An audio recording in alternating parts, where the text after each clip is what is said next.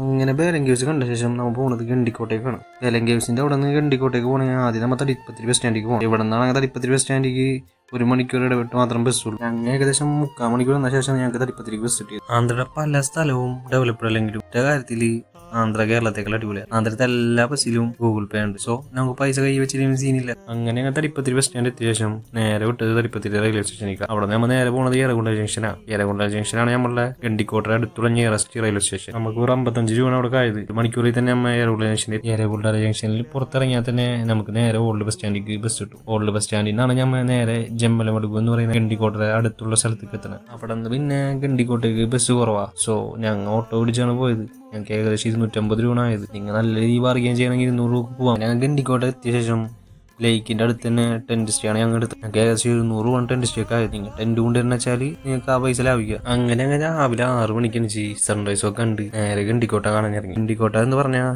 ആന്ധ്രയിലെ കടപ്പ ഡിസ്ട്രിക്റ്റിലെ പെന്നാർ റിവറിന് അടുത്തുള്ള ഒരു historical village ആണ്. ഇതിൻ്റെ ഉള്ളിൽ തന്നെ ഇഷ്ടംപോലെ സംഭവങ്ങളുണ്ട്. മിനി ചാർമിനാർ ഉണ്ട്, പണ്ടത്തെ ജയിലുണ്ട്, പണ്ടത്തെ ജുമാ മസ്ജിദ് ഉണ്ട്, പഴയ ടെമ്പിൾ ഉണ്ട്, അങ്ങനെ ഒത്തിരി സാധനങ്ങളുണ്ട്. നിങ്ങൾക്ക് ഹംപിയൊക്കെ ഇഷ്ടപ്പെട്ട ആൾക്കാരാണെങ്കിൽ ഈ സ്ഥലം നിങ്ങൾക്ക് എന്തായാലും ഇഷ്ടപ്പെടും. എനിക്ക് ഈ സ്ഥലമൊക്കെ കണ്ട് തിരിച്ചെത്താൻ ഏകദേശം 1800 രൂപയുള്ളൂ. അപ്പോൾ വേണമെന്ന് വെച്ചാൽ നമുക്ക് ആർക്കും പോവാം, വേണമെന്ന് വെച്ചാൽ മാത്രം.